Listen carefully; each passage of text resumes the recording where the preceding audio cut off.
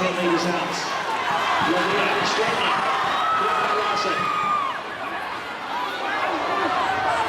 Delapo is 6 metres out. Samoa looking for a good try.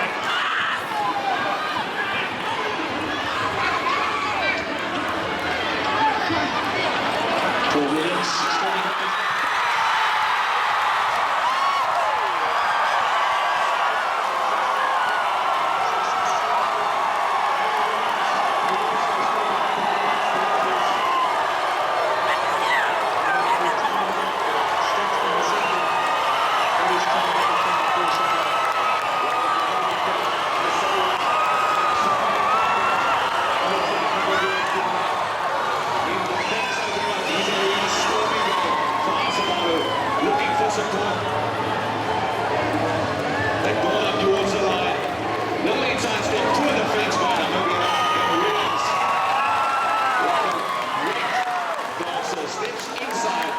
Twice, and he's over.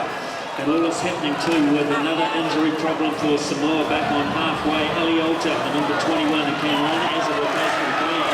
He's staying in the second half for injury. Wiliams can do it. So that is the downside for Samoa. Scoring looks really good.